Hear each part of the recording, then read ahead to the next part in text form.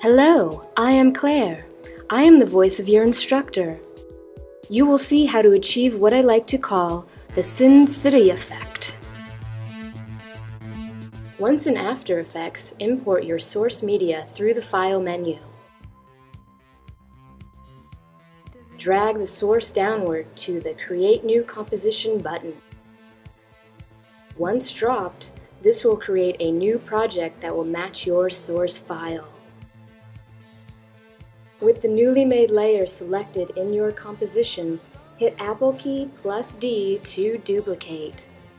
You can rename these by hitting the Return key on a selected layer. The top layer will be our color layer, and the bottom layer will be our black and white layer. Disable the top layer's eyeball in order to display only the bottom layer that we want to make black and white.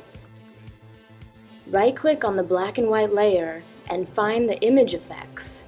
Choose Hue, Saturation, and any other color adjustments that you would like to apply.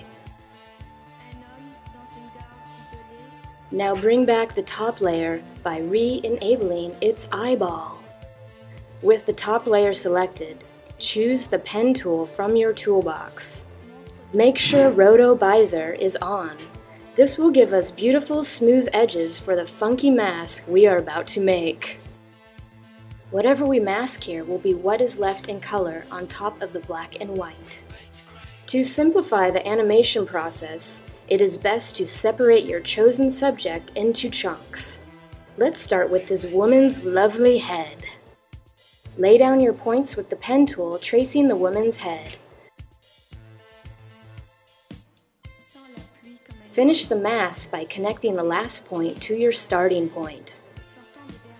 To refine this mask, hold down the Apple key to bring up the Selection tool. Drag each point individually. Fit the woman's head and hair as best you can. When we start a new mask for the torso, we want to overlap the existing mask of the head so that no pixels are left out in between. Sometimes when you go to refine a mask, you will notice this. Even though you just want to move one point, everything becomes shifted. This is because all points in the mask were selected. Hit Undo to move the mask back. Now, deselect the mask by clicking anywhere but one of the points. Points are deselected when they lose their boldness. Now we can refine each point individually once again. You will see the two new masks under the properties of the color layer. Let's label them to stay organized. We can do this by using the Return key. You can change the color of an individual mask by selecting the color box to the left of their name. I've made the head yellow and the torso red. Here we can see that our edges are too rough and that they will not blend into the black and white layer as nicely as Claire would like. If we expand each of the mask's properties, we will see a mask feather option. Apply both with an equal or similar value in order to create a seamless and smooth illusion. Now it is time to animate our masks over the video. We will manipulate the mask by means of keyframes so that the woman will always stay in color.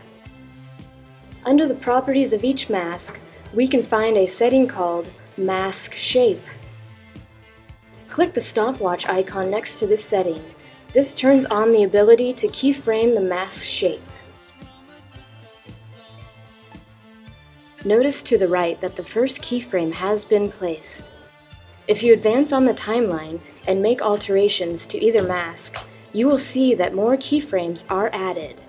This means it is creating the animation of the mask shape. Here we start with the torso. At 10 frames ahead, we can notice that her arms have moved. We can adjust our points so that they fit back to her body. Make your adjustments for both masks throughout the duration of the footage.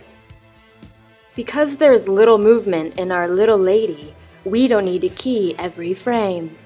Hit Shift plus page up or page down to move 10 frames forward or backward. Both masks will now morph while following the subject using the feather to hide imperfections. Hit 0 on your numeric keypad to preview. You can ask me if you need help with the exporting. This is Claire from In the Mo, over and out.